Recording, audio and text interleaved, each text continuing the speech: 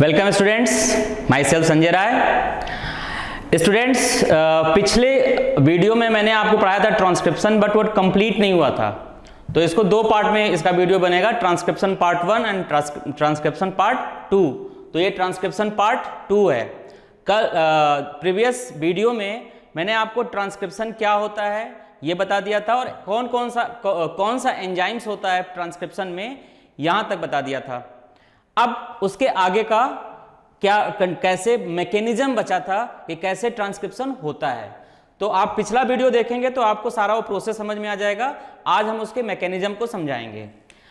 लेकिन अगर हम देखें तो ट्रांसक्रिप्शन क्या होता है? ट्रांसक्रिप्शन इज अ फिनोमेना या metabolic process in which DNA transcribed it's base sequence in the form of RNA. DNA अपने बेस सीक्वेंस को आरएनए के फॉर्म में ट्रांसक्राइब करता है। दूसरा, अगर हम कहें ट्रांसक्रिप्शन क्यों होता है, क्या ट्रांसक्रिप्शन इसलिए होता है क्योंकि कोई प्रोटीन बनाना होता है। ट्रांसक्रिप्शन का कारण यह है कि ट्रांसक्रिप्शन तभी होगा जब कोई प्रोटीन बनना होगा। तो डीएनए से मैसेंजर आरएनए बनेगा और फिर मैसेंजर आरएनए से प्रोटीन बनेगा। तो whenever a protein is required, जब कभी प्रोटीन बनाना होगा तो क्या होगा? ट्रांसक्रिप्शन होगा। ट्रांसक्रिप्शन तभी होगा जब ट्रांसलेशन करना होगा। ट्रांसलेशन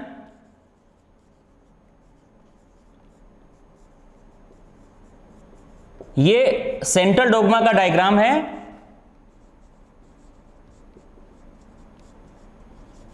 इसमें मैंने कल बताया था कि सारी की सारी इंफॉर्मेशन डीएनए में प्रेजेंट होती है और वो इंफॉर्मेशन प्रोटीन के फॉर्म में एक्सप्रेस होती है। तो प्रोटीन सिंथेसिस एक बहुत ही कॉम्प्लिकेटेड प्रोसेस है और इसके दो स्टेप होंगे। पहला स्टेप ट्रांसक्रिप्शन है और दूसरा स्टेप ट्रांसलेशन है। तो हम लोग अभी ट्रांसक्रिप्शन पढ़ रहे हैं। तो ट्रांसक्रिप्शन क्या है? कि transcription is a phenomena in which the base sequence of DNA is converted into the base sequence of RNA। मतलब DNA की जो स्क्रिप्ट है वो RNA के स्क्रिप्ट में कन्वर्ट होगी। और ये काम कौन करेगा? ये काम एक एंजाइम करेगा, और जिस एंजाइम के हेल्प से होगा उस एंजाइम का नाम है RNA पॉलीमरेज।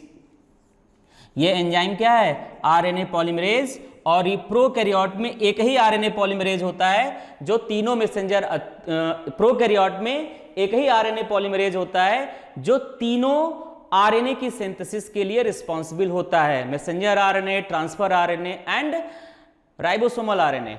बट यूकैरियोट में क्या होता है?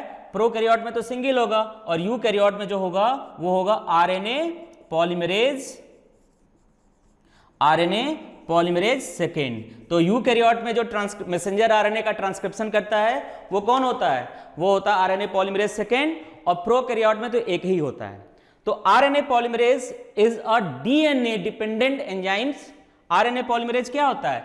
ये डीएनए डिपेंडेंट एंजाइम्स होता है और इसका मतलब डीएनए के बेस सीक्वेंस का ये यूज करता है और यूज करके वो नया एक सिंगल पॉलीन्यूक्लियोटाइड चेन बनाता है जो आरएनए की चेन होगी, चाहे वो राइबोसोमल आरएनए हो, चाहे मैसेंजर आरएनए हो या ट्रांसफर आरएनए। तो जो आरएनए पॉलीमरेज है वो क्या है? RNA polymerase is a DNA dependent enzymes. अब प्रोसीजर है, यही वो एंजाइम है जो डीएनए से आरएनए की सिंथेसिस करेगा। लेकिन कैसे करेगा? तो सबसे पहले क्या है, जो आरएनए पॉलीमरेज है वो आरएनए पॉलीमरेज डीएनए पे क्या होगा? अटैच्ड होगा। या हम दूसरी बात कहें, डीएनए में एक ट्रांसक्रिप्शनल यूनिट होगी। डीएनए में एक ट्रांसक्रिप्शनल यूनिट होगी जिसका एक स्टार्ट पॉइंट होगा और उसका एक एंड पॉइंट होगा।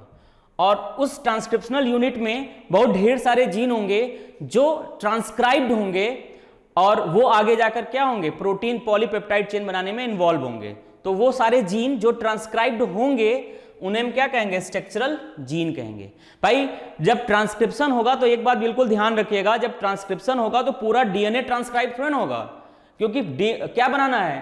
ट्रांसक्रिप्शन क्यों हो रहा है? क्योंकि प्रोटीन बनाना है। और किसी प्रोटीन को बनाने के लिए कितने जीन रिस्पॉन्सिबल होंगे? 1 gene, 2 gene, 3 gene, 4 gene, 10 gene. तो जितने जीन की जरूरत होगी उसी जीन का केवल ट्रांसक्रिप्शन होगा। पूरा डीएनए रेप्लिकेशन की तरह ट्रांसक्रिप्शन में पूरा डीएनए ट्रांसक्राइब नहीं होगा। तो जो जीन जिस जीन की जरूरत होगी केवल वही जीन ट्रांसक्राइब होगा, और उसे हम क्या कहेंगे, उसको स्ट्रक्चरल जीन कहेंगे, और उसका एक स्टार्ट पॉइंट होगा और इसका एक एंड पॉइंट होगा। ठीक, अब जरूरी है कि उस स्ट्रक्चरल जीन को ये ट्रांसक्राइब करे, इसके लिए जरूरी है कि आरएनए पॉलीमरेज डीएनए से क्या हो, अटैच्ड हो। उस स्ट्रक्चरल जीन को वो ये एंजाइम्स ट्रांसक्राइब करे, इसके लिए क्या जरूरी है, कि इसके लिए जरूरी है कि ये आरएनए पॉलीमरेज डीएनए से क्या हो, अटैच्ड हो। तो कहां अटैच्ड होगा, क्या ये डीएनए पे कहीं रैंडम अटैच हो जाएगा, क्या नहीं, रैंडमली अटैच्ड नहीं होगा। जो ट्रांसक्रिप्शनल यूनिट होगी उसका एक स्टार्ट पॉइंट होगा। सपोज करो ये डीएनए है, कल बताया था डीएनए दो डबल स्टैंडर्ड होगा, और डीएनए के दोनों स्ट्रैंड ट्रांसक्राइब नहीं होंगे। जो स्ट्रैंड ट्रांसक्राइब होगा उसको टेम्पलेट स्ट्रैंड कहेंगे, और जो ट्रांसक्राइब नहीं होगा उसे कोडिंग स्ट्रैंड कहेंगे। जो टेम्पलेट स्ट्रैंड होता है उसका जो बेस सीक्वेंस होता है, उसकी जो पोलरिटी होती है, नॉट बेस सीक्वेंस, उसकी जो पोलरिटी होती है वो 3' to 5' होता है। ठीक, और जो कोडिंग स्ट्रैंड्स होती है उसकी पोलरिटी 5' to 3' होगा। तो इसमें क्या होगा, एक ट्रांसक्रिप्शनल यूनिट होगी। सपोज करो एक ट्रांसक्रिप्शनल यूनिट है, उसका ये स्टार्ट पॉइंट है और उसका ये एंड पॉइंट है। इसी के अंदर, इसी में खूब ढेर सारे, इसी के अंदर कई जीन होंगे, एक जीन होगा, दो जीन होगा, तीन जीन होगा। इसी के अंदर जो जीन होंगे वो ट्रांसक्राइब होंगे, और उस जीन को हम क्या कहेंगे, स्ट्रक्चरल जीन कहेंगे। अब आरएनए पॉलीमरेज सीधे उस स्ट्रक्चरल जीन या उस ट्रांसक्रिप्शनल यूनिट पे आके अटैच्ड नहीं होगा। वो उसका जो ट्रांसक्रिप्शनल यूनिट है उसका जो स्टार्ट पॉइंट होगा उसके थोड़ा पहले अटैच्ड होगा। थोड़ा पहले, लेकिन थोड़ा पहले कहां अटैच्ड होगा, तो रैंडम अटैच्ड होगा, क्या नहीं, रैंडम अटैच नहीं होगा। आरएनए पॉलीमरेज की डीएनए में एक बाइंडिंग साइट्स होती है। आरएनए पॉलीमरेज की एक डीएनए में एक बाइंडिंग साइट्स होती है, और वो बाइंडिंग साइट्स को हम प्रोमोटर साइट्स कहते हैं, और उस प्रोमोटर साइट्स पे ही आकर आरएनए पॉलीमरेज अटैच्ड होगा। लेकिन प्रोमोटर साइट्स में क्या होता है, एक स्पेशल डीएनए सीक्वेंस होता है, एक स्पेशल डीएनए सीक्वेंस होता है, और उसी डीएनए सीक्वेंस को आरएनए पॉलीमरेज का ये जो सिग्मा है रिकॉग्नाइज करता है। आरएनए पॉलीमरेज के बारे में कल बताया था कि RNA polymerase consist of 5 polypeptide chain का बना होता है। 2 अल्फा चेन होती है, एक बीटा और एक बीटा डैश, और सिग्मा होता है। और अल्फा की दोनों चेन, बीटा की दोनों chain core of the enzyme बनाती हैं, सेंटर में होती हैं, and they make the core of the enzyme, they act as a catalytic centre. And जो सिग्मा होता है वो पेरीफेरी पे होता है, and it is responsible, sigma का काम वो होता है, क्या दो काम होता है। First, it recognize the base sequence of DNA where the RNA polymerase is bind, मतलब डीएनए में इस एंजाइम की जो बाइंडिंग साइट्स है उसको रिकॉग्नाइज करे, खोजे, और इस आरएनए पॉलीमरेज को सक्सेसफुली वहां अटैच कराए, पहला काम। दूसरा काम क्या होता है कि इट स्टार्ट द ट्रांसक्रिप्शन की शुरुआत करे। दो काम इस आरएनए, इस सिग्मा का है। पहला काम सिग्मा का क्या है, फर्स्ट, कि इस सिग्मा का पहला काम होता है कि जो डीएनए में इस एंजाइम की बाइंडिंग साइट्स है उसको वो रिकॉग्नाइज करे। डीएनए की में जो इसकी बाइंडिंग साइट्स होगी वो क्या होगी, स्टार्ट पॉइंट के पहले या स्टार्ट पॉइंट के बाद भी हो सकती है। पहले होगा तो उसे अप स्ट्रीम कहते हैं, बाद में होगा तो उसको डाउन स्ट्रीम कहते हैं। जो अप स्ट्रीम होगा प्रोकैरियोट में, इस स्टार्ट पॉइंट के पहले जो अप स्ट्रीम है वहां एक स्पेशल न्यूक्लियोटाइड सीक्वेंस होता है जिसको हम कहते हैं, उस न्यूक्लियोटाइड सीक्वेंस को कहते हैं TAT AAT। ये एक स्पेशल न्यूक्लियोटाइड सीक्वेंस है प्रोकैरियोट में, और जो स्टार्ट पॉइंट से 10 बेस पेयर पहले होगा, 10 बेस पेयर पहले होगा। इसका नाम क्या बताया, TAT AAT। ये 6 बेस पेयर का एक सीक्वेंस है जिसको हम प्रिब्नो बॉक्स कहते हैं, प्रिब्नो बॉक्स कहते हैं। इसकी ये कहां होता है, this base sequence present before the start point, before the 10 base pair अब स्टार्ट पॉइंट से लगभग 10 बेस पेयर पहले इस तरह का एक बेस सीक्वेंस होता है। तो आरएनए पॉलीमरेज का सिग्मा प्रोकैरियोट में इसी बेस सीक्वेंस की खोज करता है। दूसरा एक और सीक्वेंस होता है जो लगभग यहां से एक लगभग 35 बेस पेयर दूर, मतलब इस स्टार्ट पॉइंट से लगभग 35 बेस पेयर दूर एक और सीक्वेंस प्रेजेंट होता है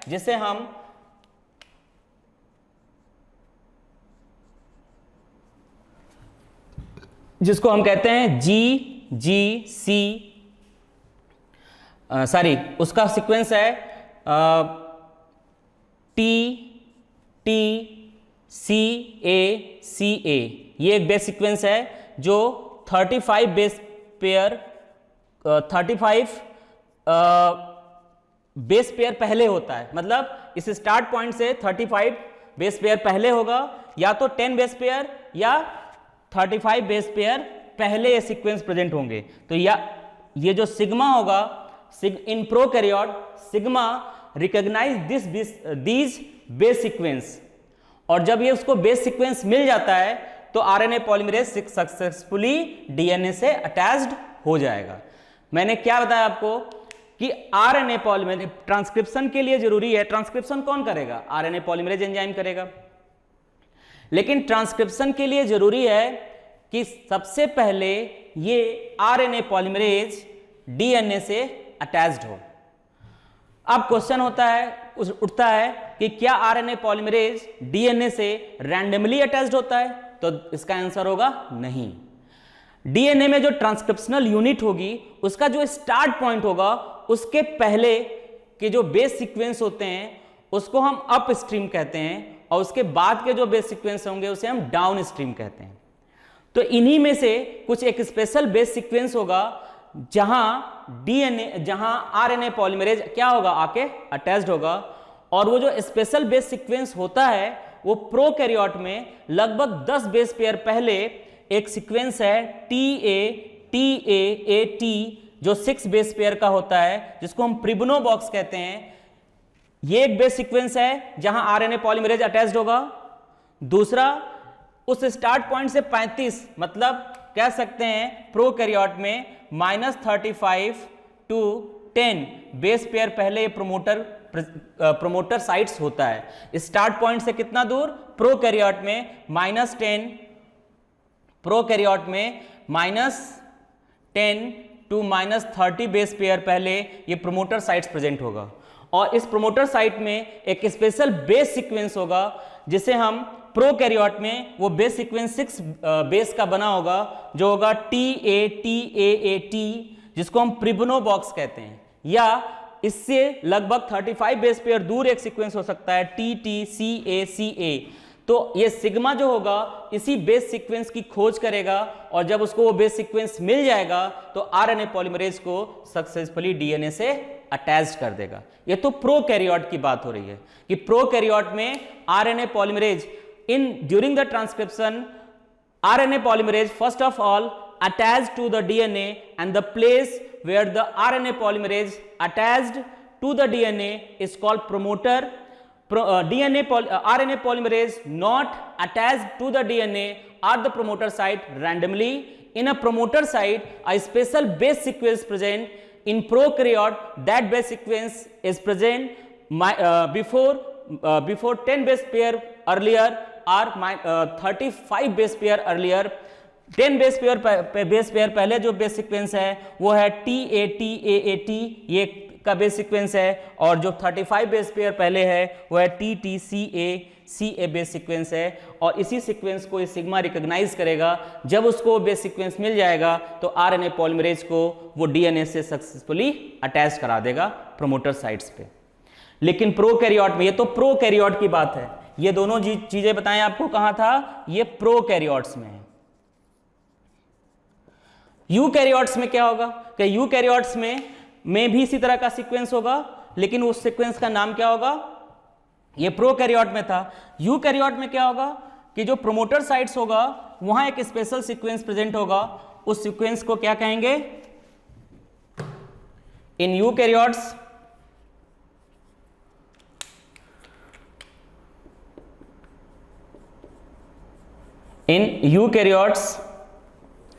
एक सीक्वेंस होता है जिसको हम टाटा बॉक्स कहते हैं। क्या कहते हैं? टाटा बॉक्स कहते हैं। ये जो होता है TA 1 2 3 4 5 6, ये 7 बेस पेयर का एक सीक्वेंस होता है जो लगभग स्टार्ट पॉइंट से, ये सीक्वेंस कहां प्रेजेंट होता है? -20 base pair earlier from the start point. Start point से लगभग 20 बेस पेयर पहले एक 7 बेस का 7 बेस का एक सीक्वेंस होता है जिसको हम टाटा बॉक्स कहते हैं, और इस बॉक्स की खोज किया था होजनेस ने, इस बॉक्स की खोज किया था होजनेस ने। और इसी तरह का एक और सीक्वेंस प्रेजेंट होता है, इसी तरह का एक और सीक्वेंस प्रेजेंट होता है, और वो होता है, इसको हम कहते हैं कैट बॉक्स, CAAT। ये जो कैट बॉक्स होता है ये होता है GGTCAAT। ये जो सीक्वेंस होता है, देखिए इसमें CAAT जो है ये देखिए ये जो सीक्वेंस है CAAT, इसी को क्या बोल रहे हैं, कैट बॉक्स। ये लगभग -70 to 80 बेस पेयर पहले प्रेजेंट होता है।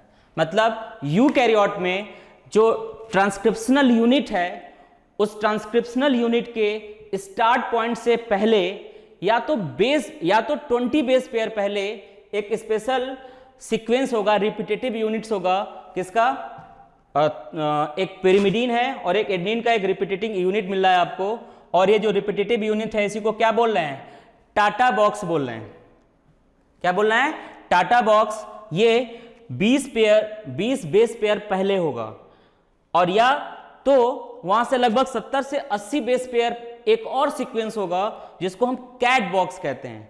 क्या बोलते हैं, कैट बॉक्स। वहां सीक्वेंस है GGT और कैट बॉक्स यहां दिया CAAT, इसको हम कहते हैं कैट बॉक्स।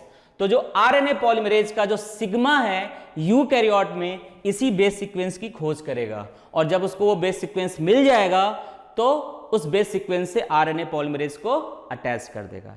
तो अगर हम सिंप्लीफाइड कहें तो ट्रांसक्रिप्शन में सबसे पहले क्या होगा, attachment of RNA polymerase to the DNA, but it not occur random. RNA polymerase not attached to the DNA randomly. It attached to the DNA at a specific point there, and that point a specific base sequence present. The base sequence in prokaryote is called Pribno box, and in eukaryote it is called Tata box or cat box. And the place where the RNA polymerase attach to the DNA is called promoter. उस place को हम क्या कहते हैं, promoter. तो promoter में prokaryote में अलग तरह के बेस सीक्वेंस होंगे और यूकैरियोट में अलग तरह के बेस सीक्वेंस होंगे। ये बात आपको समझ में आ गई होगी। अब पहला काम क्या होता है RNA पॉलीमरेज का, वो मैंने बता दिया। सबसे पहले RNA पॉलीमरेज को DNA से अटैच्ड होना होगा, और वो अटैचमेंट कहां होगा, प्रोमोटर साइट्स पे। प्रोमोटर साइट्स में एक स्पेशल बेस सीक्वेंस होगा, उसी बेस सीक्वेंस पे वो RNA पॉलीमरेज अटैच्ड होगा। उस बेस सीक्वेंस को या उस प्रोमोटर साइट्स को रिकॉग्नाइज कौन करेगा, वो रिकॉग्नाइज करेगा RNA पॉलीमरेज का सिग्मा। तो सिग्मा का दो रोल होता है। फर्स्ट रोल क्या है, recognition of base sequence of DNA where the RNA polymerase attached. पहला काम तो उसने कर लिया। दूसरा काम क्या होगा, जब वो RNA पॉलीमरेज को सक्सेसफुली DNA से अटैच्ड करा देगा, उसके बाद क्या होगा, इट स्टार्ट द ट्रांसक्रिप्शन।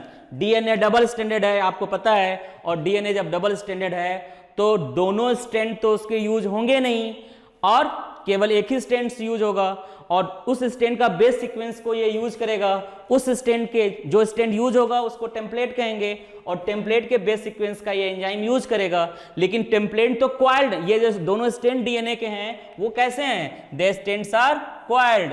वो स्टैंड तो ऐसे क्वाइल्ड हैं, और जब वो क्वाइल्ड हैं तो जो जब तक ये अनक्वाइल्ड नहीं होंगे, या अगर इसको हम ऐसे करें, DNA के जो दोनों स्टैंड्स हैं दे आर क्वाइल्ड, ऐसे क्वाइल्ड हैं वो। तो जब तक वो क्वाइल्ड होंगे तब तक क्या होगा, तब तक तो कोई ट्रांसक्रिप्शन हो ही नहीं सकता है। तो क्या जरूरी है, जरूरी है कि DNA के दोनों स्टैंड्स को क्या किया जाए, अनक्वाइल्ड किया जाए, अनवाइंड किया जाए। DNA को अनवाइंड किया जाएगा, और अनवाइंड करने के बाद जो एक पहले क्या होगा, first of all the bond जो होगा RNA पॉलीमरेज और DNA के दोनों स्टैंड के साथ बॉन्ड बनेगा, और फिर DNA को वो क्या किया जाएगा, वही प्रोमोटर साइड से DNA को अनवाइंड करेगा, और then the bond form between the RNA polymerase and the template stands.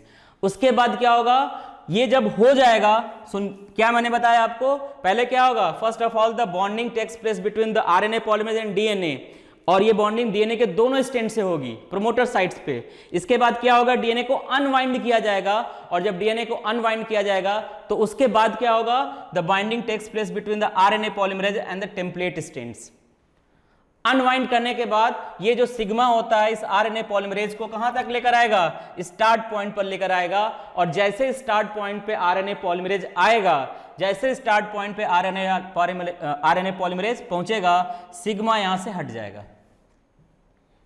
Sigma यहां से रिलीज हो जाएगा and it attach to the another RNA polymerase, और वो सारे फैक्टर आके, प्रोटीन फैक्टर आके जुड़ जाएंगे जो इलॉन्गेशन के लिए रिस्पॉन्सिबल है, और ये इलॉन्गेशन अब यहां से आगे होता रहेगा, तब तक होता रहेगा जब तक टर्मिनेशन साइट्स न आ जाए। ये इलॉन्गेशन इसके आगे तब तक होता रहेगा जब तक टर्मिनेशन साइट्स न आ जाए। इसका मतलब इलॉन्गेशन में इस सिग्मा का कोई रोल नहीं है, इलॉन्गेशन में इस कैटालिटिक सेंटर का रोल है। तो सिग्मा का दो ही रोल होता है, पहला role attachment of the RNA polymerase to the promoter sites and start the transcription जैसे ही as soon as transcription start the sigma release from the RNA polymerase and in the place of sigma उस जगह elongation factor आके जुड़ जाएंगे and elongation is carried on, elongation जारी रहेगा until the termination sites is not come, जब तक termination sites नहीं आएगा तब तक elongation होता रहेगा। अब जब termination sites आएगा तो वहां से क्या होगा, आरएनए पॉलीमरेज जो ट्रांसक्रिप्शन प्रोसेस कर रहा है उसको रोक देगा, लेकिन कैसे रुकेगा, तो how the termination takes place, कैसे टर्मिनेशन होगा, तो टर्मिनेशन कैसे होगा इसको समझिए आप।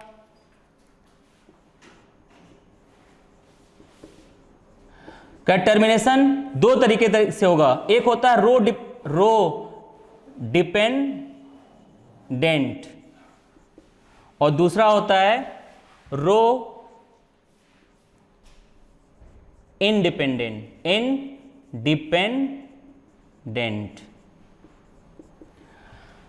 ट्रांसक्रिप्शन टर्मिनेशन दो तरीके से होगा, एक होगा रो डिपेंडेंट और एक होगा रो इंडिपेंडेंट।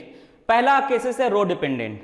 तो when the termination sites is come, a protein, एक प्रोटीन होता है rho factors which attach to the RNA polymerase. वो जो रो फैक्टर्स होगा, मतलब जब ये एंजाइम आरएनए पॉलीमरेज इस टर्मिनेशन साइट्स पे पहुंचेगा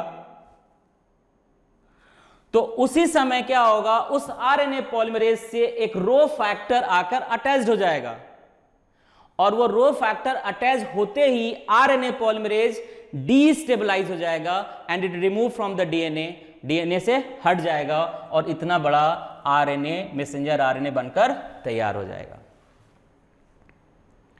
ये तो हुआ termination with the help of rho factor. लेकिन दूसरा टर्मिनेशन क्या होता है, एक होता है रो इंडिपेंडेंट। तो रो इंडिपेंडेंट टर्मिनेशन कैसे होगा, उसके लिए देखिए कि जब termination sites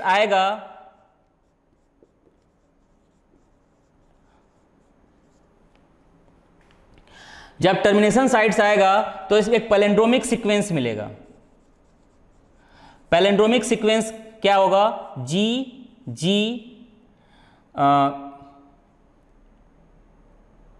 A G T A सी। ये देखिए एक सीक्वेंस है, सपोज करो ये डीएनए का ये 3 प्राइम to 5 प्राइम है। इसमें आपने सीक्वेंस देखा जी टी ए सी, तो ये दूसरा प्राइम होगा, इसका यहाँ 3 प्राइम होगा और यहाँ 5 प्राइम होगा। यहाँ क्या होगा, जी टी ए सी और सी। पैलेंड्रोमिक सीक्वेंस का मतलब होता है वो बेस सीक्वेंस जो जिस तरह का base sequence 3 prime to 5 prime इस स्टैंड पे है, सेम उसी तरह का सीक्वेंस 3 प्राइम to 5 प्राइम इस सीक्वेंस पे होता है। मतलब उल्टा सीधा एक ही तरह का बेस सीक्वेंस हो, मतलब the base sequence present 3 prime to 5 prime in the template stands. उसी तरह का बेस सीक्वेंस आपको 3 प्राइम to 5 प्राइम कहाँ प्रेजेंट है, कोडिंग स्टेट्स में भी प्रेजेंट है। तो इस तरह के सीक्वेंस को क्या कहेंगे, ये जैसे टर्मिनेशन साइट्स आएगा डीएनए में इस तरह के पैलेंड्रोमिक सीक्वेंस आ जाएंगे। और जब पैलेंड्रोमिक सीक्वेंस आएगा तो आप देखिए जी का कॉम्प्लीमेंट्री सी होता है ना, तो यहाँ देखिए यहाँ 3 प्राइम पे जी प्रेजेंट है और यहाँ क्या है सी प्रेजेंट है। ठीक, और यहाँ टी है और यहाँ ए प्रेजेंट है, तो इस तरह से क्या बन जाएगा, लूप बन जाएगा, जी सी, यहाँ है टी तो यहाँ आ जाएगा ए। ठीक, इस तरह से लूप का फॉर्मेशन हो जाएगा। डीएनए में क्या बनेगा, इस तरह से लूप का दोनों स्टैंड्स में, डीएनए के दोनों स्टैंड में इस तरह से लूप का, जैसे सपोज करिए आएगा तो ये लूप ऐसे बनेगा। यहाँ क्या होगा, यहाँ जी होगा तो यहाँ क्या होगा, सी होगा, यहाँ भी जी है तो यहाँ भी क्या होगा, सी होगा, यहाँ टी है तो यहाँ क्या होगा, ए होगा। यहाँ भी देखिए दूसरे में, यहाँ सी है तो यहाँ क्या होगा, जी होगा, यहाँ सी है तो यहाँ क्या होगा, जी होगा, यहाँ ए है तो यहाँ क्या होगा, टी होगा, और यहाँ तो ये देखिए ये 3 प्राइम टू 5 प्राइम और यहाँ 5 प्राइम टू 3 प्राइम।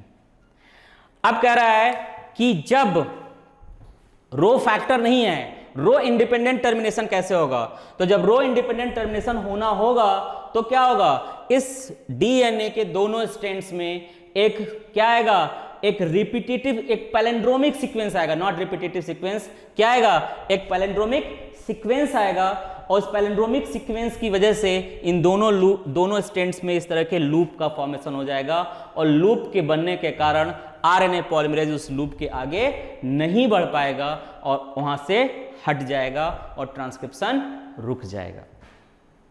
तो यह है कैसे टर्मिनेशन होगा, कैसे इनिशिएशन होगा। इनिशिएशन के लिए आपको क्या बताया, सिग्मा फैक्टर रिस्पॉन्सिबल है, इलोंगेशन के लिए so many elongation factors responsible होते हैं।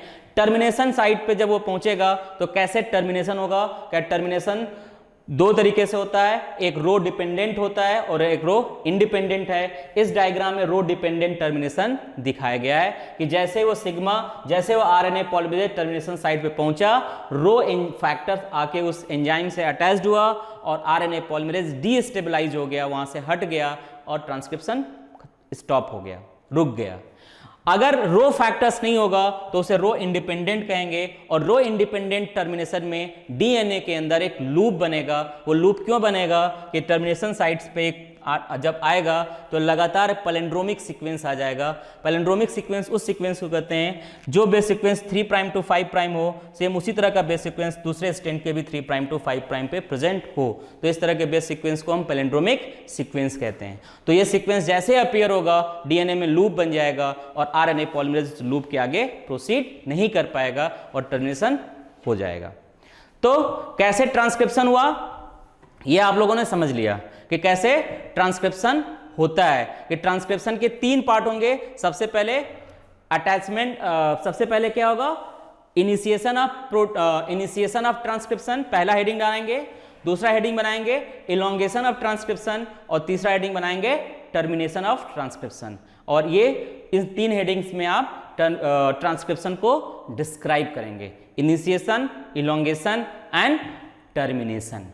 अब अभी क्या है, ट्रांसक्रिप्शन के बाद अगर हम इस डायग्राम को मिटाएं और एक नया डायग्राम बनाते हैं हम आपको, कि मान लीजिए ट्रांसक्रिप्शन हो गया, क्या हो गया, ट्रांसक्रिप्शन कंप्लीट हो गया।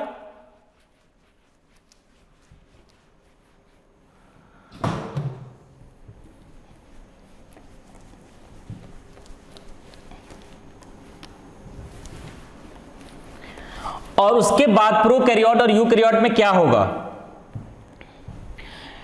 एक चीज वहां और बताना भूल गया था मैंने, जब भी ट्रांसक्रिप्शन होगा, वो सुन लीजिए, उसको वहां बताना भूल गया था मैं। जब भी ट्रांसक्रिप्शन होगा तो डीएनए में कौन कौन से बेस होंगे, ए, टी, जी, सी, और इसी बेस को कंसीडर करके आरएनए पॉलीमरेज नया बेस बनाएगा इसके सामने। तो ए के सामने क्या आएगा, यू आएगा। ए का कॉम्प्लीमेंट्री टी होता है, लेकिन आरएनए में तो टी होता नहीं है, इसलिए वहां क्या आएगा, यू आएगा। टी का कॉम्प्लीमेंट्री ए होता है, जी का कॉम्प्लीमेंट्री सी होता है, और सी का कॉम्प्लीमेंट्री जी होता है। तो ये कहां प्रेजेंट है सीक्वेंस, ये डीएनए में प्रेजेंट है। और ये सीक्वेंस कहां आएगा, ये आरएनए में प्रेजेंट होगा। ठीक, क्लियर। अब ये जो बेस होते हैं, ये भी तो न्यूक्लियोटाइड्स ही है ना, तो ये सब क्या होंगे, ये सब राइबोन्यूक्लियोटाइड्स हैं। इसको थोड़ा ध्यान से सुनिएगा, ये स्टेप वहां मिस कर गया था। ये सब क्या है, ये राइबोन्यूक्लियोटाइड्स हैं। और ये ट्रांसक्रिप्शन कहाँ होता है, पूछा जाए ट्रांसक्रिप्शन कहाँ होता है, कि ट्रांसक्रिप्शन यूकैरियोट में तो न्यूक्लियस में ही होगा। तो ये सारे न्यूक्लियोटाइड्स राइबोन्यूक्लियोटाइड्स कहाँ होंगे, क्योंकि ट्रांसक्रिप्शन के लिए आरएनए पॉलीमरेज को और क्या चाहिए, ये न्यूक्लियोटाइड्स चाहिए ना। तो ये न्यूक्लियोटाइड्स कहाँ होंगे, उसी न्यूक्लियस में होंगे। और प्रोकैरियोट होगा तो कहाँ होंगे, वो साइटोप्लाज्म में होंगे। लेकिन ये जो राइबोन्यूक्लियोटाइड्स होंगे ये सब किस फॉर्म में होंगे, ये सब मोनोफॉस्फेट के फॉर्म में होंगे। जैसे ये किस फॉर्म में होगा, ये होगा यूरिडीन मोनोफॉस्फेट, मोनोफॉस्फेट के फॉर्म में होगा। ये किस फॉर्म में होगा, ये प्रेजेंट होगा एडिनोसिन मोनोफॉस्फेट के फॉर्म में होगा, मोनोफॉस्फेट के फॉर्म में होगा। ये किस फॉर्म में होगा, ये होगा साइटिडीन मोनोफॉस्फेट, मोनोफॉस्फेट के फॉर्म में प्रेजेंट होगा। और ये किस फॉर्म में होगा, ये होगा ग्वाइनोसिन मोनोफॉस्फेट के फॉर्म में प्रेजेंट होगा।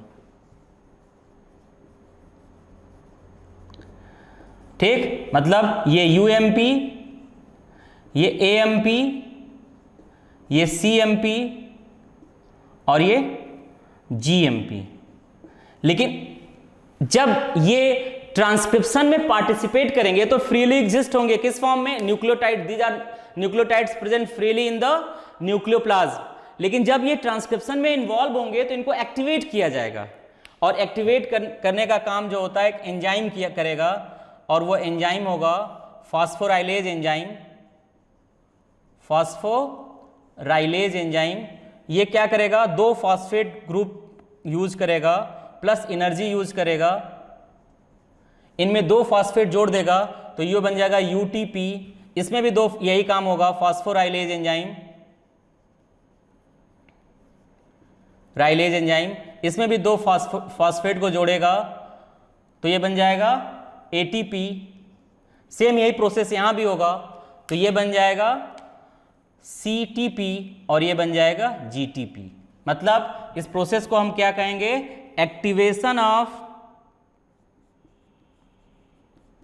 Activation of nucleotide, ribonucleotides, ribonucleotides.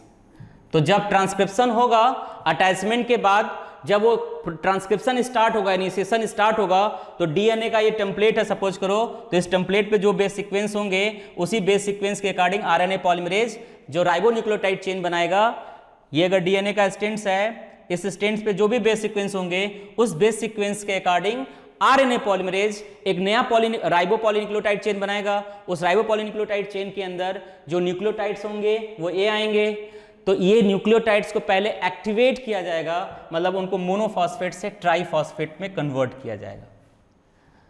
ठीक, और जब वो ट्राइफॉस्फेट यहां पहुंचेंगे तो एक पायरोफॉस्फेटेज, जब वो एक्टिवेटेड न्यूक्लियोटाइड्स जब यहां आएंगे, एक्टिवेटेड न्यूक्लियोटाइड्स जब यहां आएंगे तो एक्टिवेटेड न्यूक्लियोटाइड्स जब वहां पहुंचेंगे और उस वक्त वो कैसे जुड़ेंगे, उस वक्त क्या होगा, पायरोफॉस्फेटेज एंजाइम होगा, फिर वो फॉस्फेट को हटा देगा। और फॉस्फेट को जब हटा देगा तो इनसे एनर्जी रिलीज होगी और उस एनर्जी से फॉस्फोडाइएस्टर बॉन्ड का फॉर्मेशन होगा, जिससे पॉलीमराइजेशन आसानी से आगे बढ़ेगा। इसको आप अगर सकते हैं तो समझ लीजिए कि क्या होगा जब ट्रांसक्रिप्शन होगा। तो after attachment when the transcription starts, activation of nucleotides होगा, उनको मोनोफॉस्फेट से ट्राइफॉस्फेट में कन्वर्ट किया जाएगा। और जब वो अटैच्ड होंगे तो फिर वहां से दोनों फॉस्फेट को हटाया जाएगा, वहां से एनर्जी निकलेगी और वो एनर्जी हेल्प इन पॉलीमराइजेशन में वो एनर्जी हेल्प करेगी। Is that clear? तो ये पार्ट वहां छूट गया था। इसके बाद अब समझिए कि ट्रांसक्रिप्शन हो गया। तो ट्रांसक्रिप्शन के बाद अगर हम यहां मैसेंजर आरएनए का कॉन्सेप्ट लेकर चल रहे हैं, तो ट्रांसक्रिप्शन अगर हो गया तो उसके बाद वो मैसेंजर आरएनए फंक्शनल हो गया। जैसे ये डीएनए है, इस डीएनए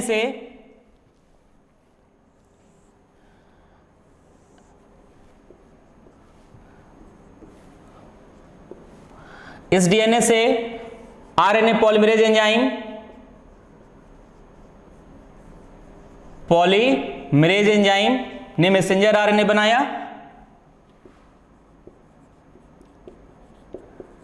तो क्या ये मैसेंजर आरएनए बनते ही फंक्शनल हो गया? तो इसका आंसर है प्रोकैरियोट और यूकैरियोट में इसका आंसर अलग अलग है। प्रोकैरियोट में ये मैसेंजर आरएनए ट्रांसक्रिप्शन के बाद उस मैसेंजर आरएनए में किसी भी तरह का कोई पोस्ट ट्रांसक्रिप्शनल चेंज नहीं किया जाता है प्रोकैरियोट्स में। मतलब in prokaryote the immediate RNA formed from the DNA is called messenger RNA in prokaryotes। Prokaryote में तो उसे मैसेंजर आरएनए कहेंगे, लेकिन यूकैरियोट्स में ये जो मैसेंजर आरएनए बना है, it is not a messenger RNA, it is called hnRNA। The immediate RNA produced from the DNA during the transcription is not called messenger RNA, that is called heterogeneous RNA। उसको हम heterogeneous RNA कहते हैं। क्यों ऐसा कहते हैं? क्योंकि prokaryotic messenger RNA और यूकैरियोटिक मैसेंजर आरएनए में डिफरेंस होता है। Messenger RNA prokaryotic messenger RNA और यूकैरियोटिक मैसेंजर आरएनए में डिफरेंस होता है। क्या होता है? ये जो प्रोकैरियोटिक मैसेंजर आरएनए होता है, इट इज पॉलीसिस्ट्रोनिक होता है, और जो यूकैरियोटिक मैसेंजर आरएनए होता है, इट इज मोनोसिस्ट्रोनिक होता है। इसका मतलब पॉलीसिस्ट्रोनिक मैसेंजर आरएनए का मतलब ये होता है कि the same messenger RNA carried the information for more than one protein. It has information for more than one protein at the same time। एक ही समय में इस मैसेंजर आरएनए में कई प्रोटीन बनाने की इंफॉर्मेशन प्रेजेंट होती है। एक जीन के 3 पार्ट होते हैं, सिस्ट्रॉन, रिकॉन एंड म्यूटॉन। सिस्ट्रॉन उसका फंक्शनल पार्ट है जिसमें कई सिस्ट्रॉन प्रेजेंट हैं, मतलब एक साथ ये कई प्रोटीन बनाएगा। क्यों ऐसा होता है? क्योंकि प्रोकैरियोटिक ऑर्गेनिजम्स की लाइफ बहुत छोटी होती है और इस मैसेंजर आरएनए की स्टेबिलिटी बहुत ही कम होती है, अप्रॉक्सीमेटली 2 ही मिनट इसकी लाइफ होगी। तो उस समय क्या होता है, अगर कोई पोस्ट ट्रांसक्रिप्शनल चेंज नहीं होता है, एक मैसेंजर आरएनए होगा and it has information for more than one protein, तो उस समय क्या होगा, ये अब मैसेंजर आरएनए बनकर आएगा। तो इस मैसेंजर आरएनए से कई ढेर सारे राइबोसोम्स ऐसे जुड़ जाते हैं, और जब कई ढेर सारे राइबोसोम्स ऐसे जुड़ जाते हैं, ये सब राइबोसोम्स हैं, और इसको हम और इस कंडीशन को हम कहते हैं पॉलीसोम्स। क्या कहते हैं? पॉलीसोम्स कहते हैं। तो क्यों ऐसा कई ढेर सारे जुड़ जाते हैं? क्योंकि उस मैसेंजर आरएनए में कई सिस्ट्रॉन्स होते हैं, कई प्रोटीन की इंफॉर्मेशन होती है, और समय भी कम होता है, इसलिए एक साथ कई राइबोसोम्स उससे जुड़ जाते हैं, पॉलीसोम का कंडीशन बन जाता है, और इसलिए यहाँ किसी तरह का कोई पोस्ट ट्रांसक्रिप्शनल चेंज नहीं होता है। लेकिन यहाँ जो मैसेंजर आरएनए होता है, ये मोनोसिस्टोनिक होने की वजह से इस मैसेंजर आरएनए में एक समय में केवल एक ही प्रोटीन की इंफॉर्मेशन प्रेजेंट होती है। So from one messenger RNA only one ribosomes is attached. केवल एक ही राइबोसोम से यहां अटैच्ड होता है। क्लियर? तो eukaryotic messenger RNA is monocistronic and prokaryotic messenger RNA is पॉलीसिस्टोनिक। और मोनोसिस्टोनिक होने की वजह से जो मैसेंजर आरएनए यूकैरियोट में बना हुआ है वो अभी फंक्शनल स्टेट में नहीं है। कैसे नहीं है इसको समझिए कि सपोज करो कि ये आपका ट्रांसक्रिप्शनल यूनिट था, ये आपका ट्रांसक्रिप्शनल यूनिट था, और इस ट्रांसक्रिप्शनल यूनिट में ये सारे जीन प्रेजेंट हैं। एक जीन ए प्रेजेंट है, एक बी प्रेजेंट है, एक सी प्रेजेंट है और एक डी प्रेजेंट है, और सपोज करो एक जीन ई प्रेजेंट है। ये क्या है? They are the structural gene. ये सब स्ट्रक्चरल जीन है, स्ट्रक्चरल जीन है। और मान लो कि ये एक हमको प्रोटीन बनाना है, एक प्रोटीन एक्स बनाना है, और इस एक प्रोटीन एक्स को बनाने के लिए जीन ए की जरूरत है, जीन सी की जरूरत है और जीन ई की जरूरत है। Gene A, C and E is responsible to make the protein X. लेकिन उस ट्रांसक्रिप्शनल यूनिट में ये जो जीन है they are not present in sequentially, एक लगातार नहीं प्रेजेंट हैं। ए प्रेजेंट है, उसके बाद बी आ गया, सी बी, ए और सी के बीच में दूसरा जीन प्रेजेंट है बी, और सी और ई के बीच में एक दूसरा जीन प्रेजेंट है D. But this gene is not required to make this protein.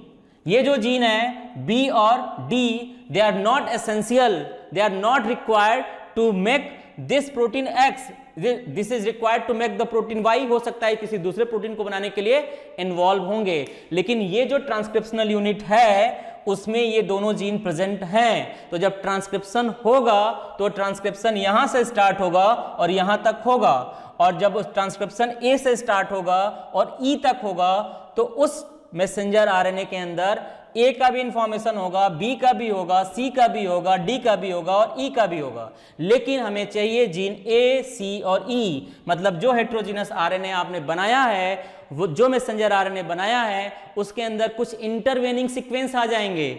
Intervening sequence मतलब वो सीक्वेंस जिसकी अबे हमें जरूरत नहीं है, वो सीक्वेंस आ जाएंगे। जो सीक्वेंस हमको जरूरत होते हैं, जो जीन हमें रिक्वायर्ड होते हैं, उनको एक्सॉन कहते हैं, EXON एक्सॉन कहते हैं। जिसकी जरूरत नहीं होता है उसको हम इंट्रॉन कहते हैं, जिसकी जरूरत है उसे हम एक्सॉन कहते हैं, जिसकी जरूरत नहीं है उसको हम इंट्रॉन कहते हैं। तो यहां एक्सॉन 1, एक्सॉन 2 और एक्सॉन 3, ये 3 एक्सॉन प्रेजेंट हैं, लेकिन इसमें 2 इंटरवेनिंग सीक्वेंस प्रेजेंट हैं, और ये इंटरवेनिंग सीक्वेंस जब तक हटाए नहीं जाएंगे तब तक ये फंक्शनल नहीं होगा। पहली समस्या। तो इस मैसेंजर आरएनए के अंदर कुछ ऐसे जीन सीक्वेंस भी प्रेजेंट हैं जिसकी अभी जरूरत नहीं है। तो जो जीन सीक्वेंस इस मैसेंजर आरएनए में प्रेजेंट हैं जिसकी जरूरत नहीं है उसको हम इंटरवेनिंग सीक्वेंस कहते हैं, या उसी को शॉर्ट में हम इंट्रॉन बोल रहे हैं। इसके अलावा ये जो मैसेंजर आरएनए है इसके दोनों प्राइम बिल्कुल फ्री हैं, और फ्री होने की वजह से जब ये न्यूक्लियस से साइटोप्लाज्म में जाएगा तो न्यूक्लियस एंजाइम्स इस पर तुरंत एक्टिव होगा और उसे डाइजेस्ट कर जाएगा, हाइड्रोलाइज कर जाएगा। तो जरूरत है कि इस मैसेंजर आरएनए को स्टेबल किया जाए, इसको प्रोटेक्ट किया जाए, इसकी लाइफ को इंक्रीज किया जाए। तो क्या किया जाएगा? क्या किया जाएगा? तो अब क्या होगा? इस मैसेंजर आरएनए जो हेट्रोजेनस आरएनए बना है इसके अंदर क्या होगा? पोस्ट ट्रांसक्रिप्शनल चेंज होगा। पोस्ट ट्रांसक्रिप्शनल चेंज में क्या होगा? सबसे पहले इसमें 5 प्राइम पे, at the 5 prime, at the 5 prime and 3 prime कुछ एक्स्ट्रा चीजें होंगी। 5 प्राइम और 3 प्राइम दोनों को ब्लॉक किया जाएगा। इन दोनों प्राइम को क्या किया जाएगा? ब्लॉक किया जाएगा। कैसे ब्लॉक किया जाएगा? At the 5 prime A, at the 5 prime, at the 5 prime capping होगा, कैपिंग टेक्स प्लेस। क्या होगा? 7 मिथाइल ग्वानोसिन को लाकर जोड़ा जाएगा। तो 5 प्राइम पे कैपिंग किया जाएगा, 7 मिथाइल ग्वानोसिन को लाया जोड़ा जाएगा, GTP न्यूक्लियोटाइड्स होंगे लाकर जोड़ा जाएगा, एक्स्ट्रा न्यूक्लियोटाइड्स 5 प्राइम पे। तो इसको कहते हैं 7 मिथाइल ग्वानोसिन को लाकर जोड़ा जाएगा 5 प्राइम पे। उस प्रोसेस को क्या कहेंगे? कैपिंग कहेंगे। और दूसरा क्या होगा? At the 3 prime poly A tail, तो इसको क्या कहते हैं? Capping and tailing. इस प्रोसेस को क्या कहते हैं? टेलिंग। तो 3 प्राइम पे क्या होगा, टेलिंग होगा। पॉली ए न्यूक्लियोटाइड्स लगातार 200 से लेकर 300 extra poly A nucleotides 3 prime पे लाकर जोड़ दिए जाएंगे। तो इसका मतलब 5 प्राइम पे कैपिंग होगा और 3 प्राइम पर टेलिंग हो जाएगा। And after capping and telling, जिससे दोनों प्राइम को ब्लॉक कर दिया जाएगा और इससे एंजाइम्स, ये जो मैसेंजर आरएनए है जो अभी भी हेट्रोजिनस फॉर्म में है, वो स्टेबल हो जाएगा। देन उसके बाद क्या होगा, ये कैपिंग और टेलिंग के बाद क्या होगा, उसके बाद इस पे स्प्लाइसिंग होगा। आफ्टर कैपिंग एंड टेलिंग इसमें क्या होगा, इसमें स्प्लाइसिंग होगा। पोस्ट ट्रांसक्रिप्शनल चेंज ये भी है, splicing.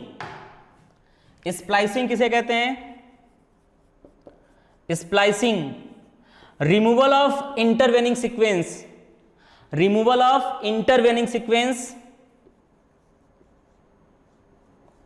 Removal of intervening sequence.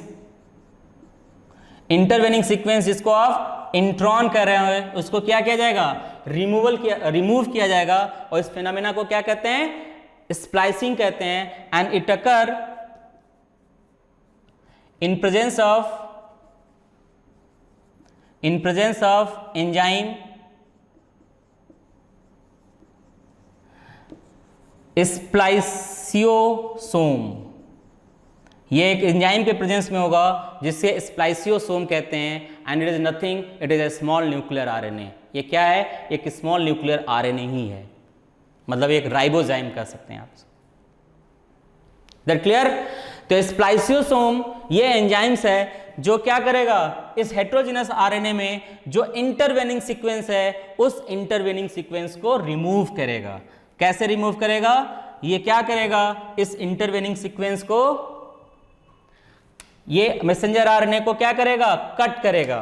तो सपोज करो ये 5 प्राइम है, इस पे ये कैपिंग हुआ है, ये कैपिंग है इसमें 5 प्राइम। उसके बाद ये क्या है, एक्सॉन 1 है। उसके बाद ये क्या प्रेजेंट है, ये इंट्रॉन है।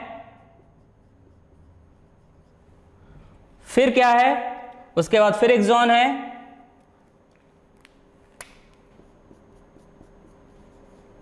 एक्सॉन 2। उसके बाद फिर इंट्रॉन है, ये इंट्रॉन 1 है और ये इंट्रॉन 2 है। और उसके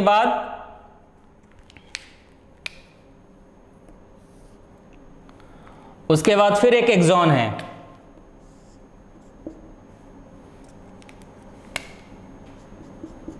एक्सॉन 3। और यहां क्या होगा, पॉली ए टेल होगा। अब क्या होगा, ये काम क्या किया, स्प्लाइसियोसोम ने इस हेट्रोजेनस आरएनए को एक जगह यहां कट किया, एक जगह यहां कट किया, एक कट यहां किया और एक कट यहां किया। कितने कट किया, 4 जगह से इस हेट्रोजेनस आरएनए को क्या किया, कट किया, ब्रेक किया, जिससे कितने टुकड़े बन गए, 1 2 3 4 5। ठीक। अब क्या करेगा, उसके बाद ये एंजाइम क्या करेगा, एक्सॉन 1 से अटैच्ड होगा।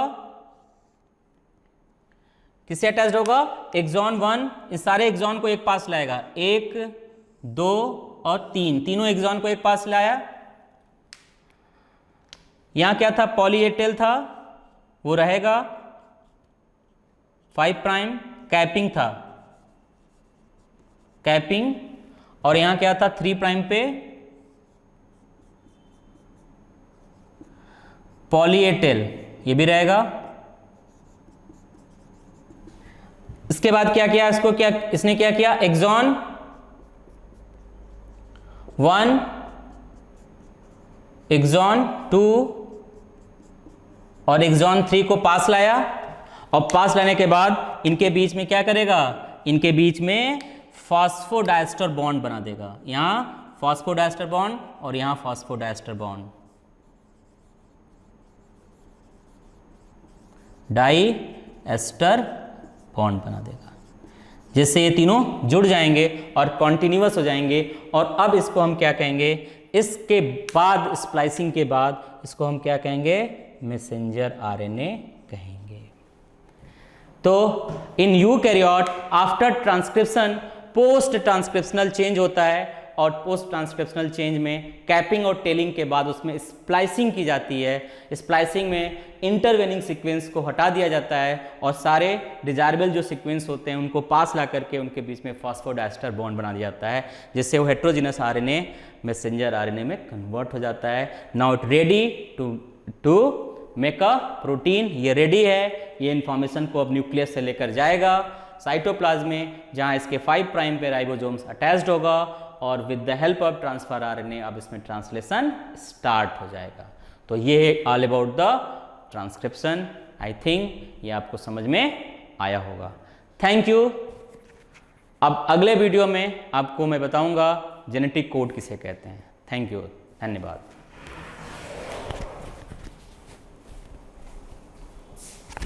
कितने मिनट हुआ?